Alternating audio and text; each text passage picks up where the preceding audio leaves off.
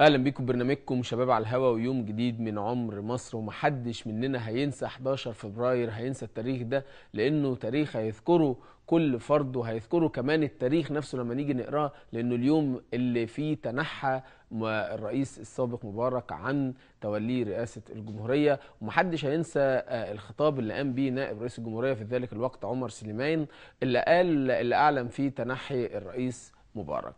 مر عام واحنا بنطالب بتحقيق اهداف الثوره المصريه. الملفت للنظر ان راس النظام تم ازالته، ولكن النظام ما زال مستمر. علشان كده بنجد العديد من المشاكل، بنلاقي ان تحقيق اهداف الثوره، العيش، الحريه، العداله الاجتماعيه لم تتحقق بعد، ولكن في نفس الوقت احنا عندنا مجموعه من المعوقات ومجموعه من المشاكل محتاجين ان احنا نواجهها علشان نحقق كل اهدافنا. ده اللي بنأكد عليه النهارده ببرنامجكم شباب على الهوا، صوت الشباب الحر. ولكن سؤالنا برضو اللي بنطرحه على حضراتكم: هل حضراتكم بتؤيدوا الإضراب العام؟ وده سؤال الحلقة اللي احنا عرضناه امبارح وما زلنا بنعرضه على حضراتكم علشان نسمع كل الآراء، وهننتظر مشاركاتكم التليفونية. هنروح لفاصل وبعد الفاصل نتواصل معاكم.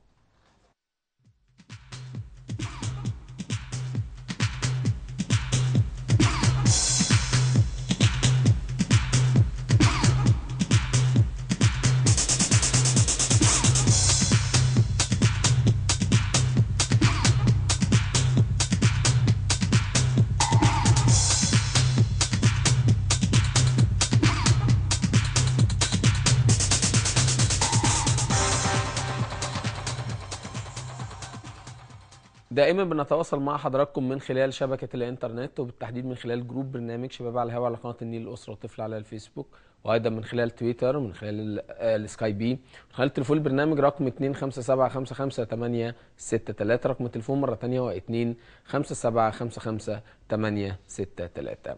الإضراب العام في من يؤيده وفي من يعارضه. فكرة الإضراب العام هل فكرة مقبولة أم مرفوضة؟ وده سؤال حلقتنا النهاردة: هل حضرتك بتؤيد الإضراب العام أم بترفض الإضراب العام؟ ده اللي هنعرفه من حضراتكم من خلال مشاركتكم التليفونية. كمان الآراء بتفرق كتير جدا من المتخصصين في المجالات المختلفة، إذا كان المجال السياسي، المجال الديني، المجال العلمي، المجال الفني، المجال الرياضي. فعلشان كده احنا هنستعرض اهم الاقاويل لرجال السياسه، رجال الدين، المشاهير. ايضا هنستعرض الصوره اللي تعبر عن مئات والاف الكلمات. تعالوا بينا نروح نشوف اهم الاقاويل ونعود معاكم مره ثانيه لبرنامجكم شباب على الهوا، صوت الشباب الحر.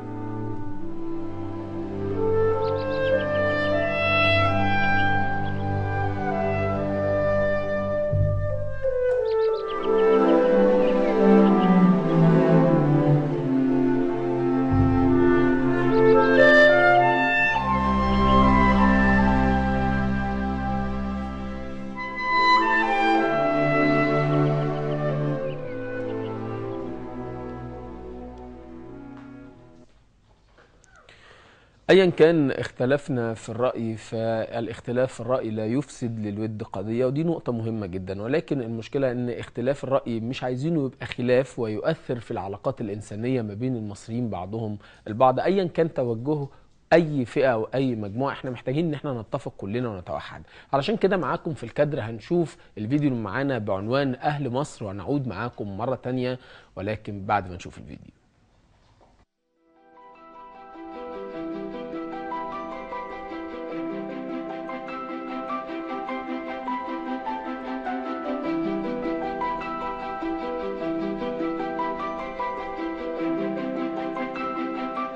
طول عمرنا مختلفين في شكلنا، في لبسنا، في طريقة تفكيرنا.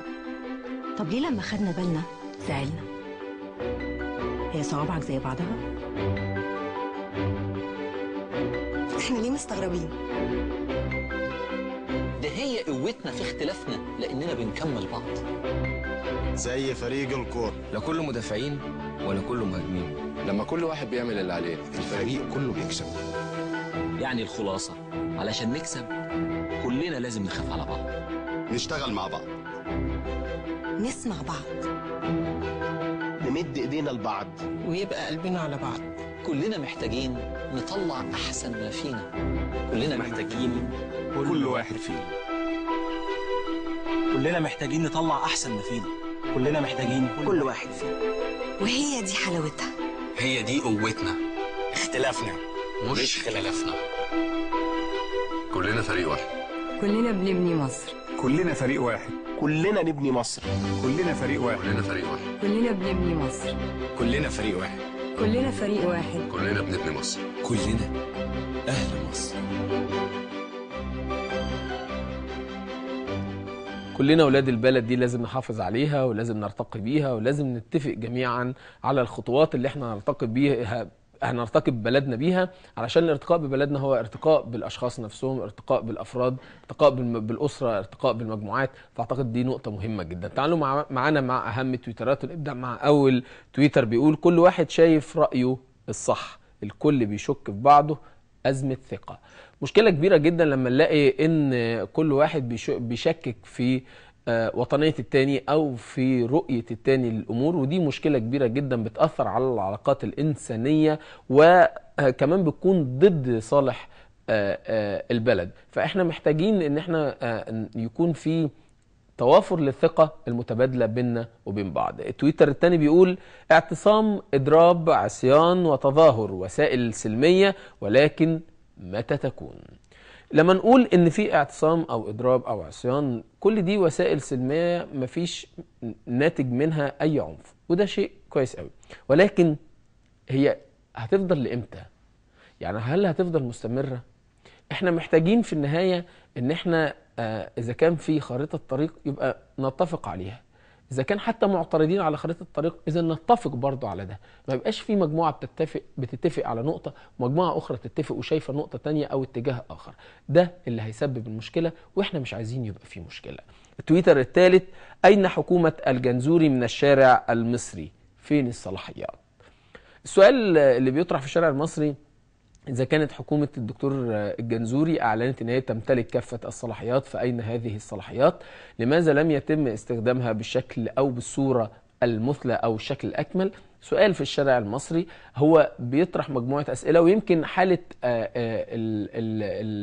الآراء المختلفة اللي موجودة في الشارع المصري، وفكرة أن مجلس الشعب زي ما قرينا الفترة الأخيرة أن هو بيبحث سحب الثقة من حكومة الدكتور كمال الجنزوري. آراء كتيرة جدا وكلام كتير، ولكن الشارع المصري هنا في اللحظة دي بيتابع، وبيبقى في حالة من التشتت والتصادم والاتفاق.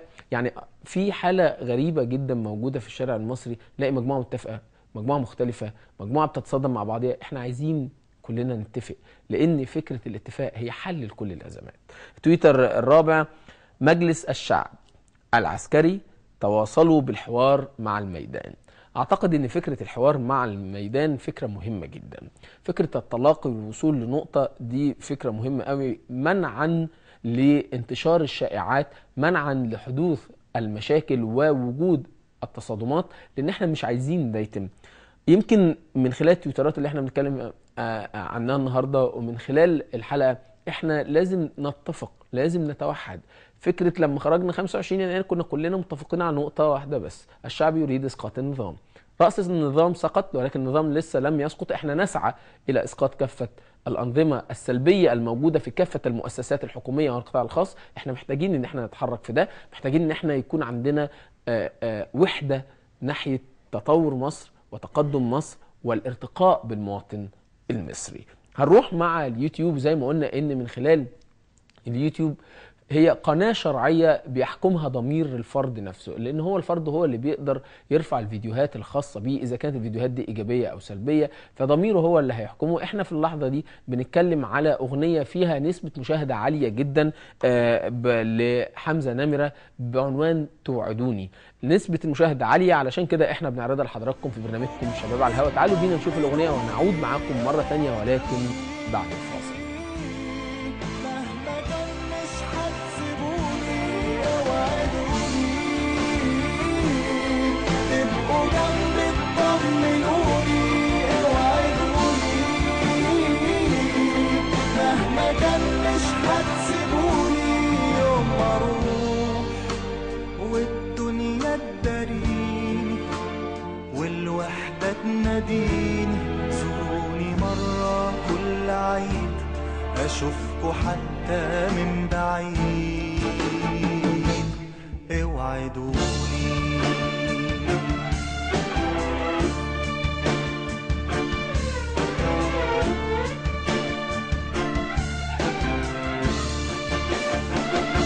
لو يوم لقيت نفسي انحنيت واحتجت من ضعفي، بلاش تتأخروا، الناس تغيب بس انتوا لازم تفضلوا. لو يوم لقيت نفسي انحنيت واحتجت من ضعفي، بلاش تتأخروا، الناس تغيب بس انتوا لازم تفضلوا.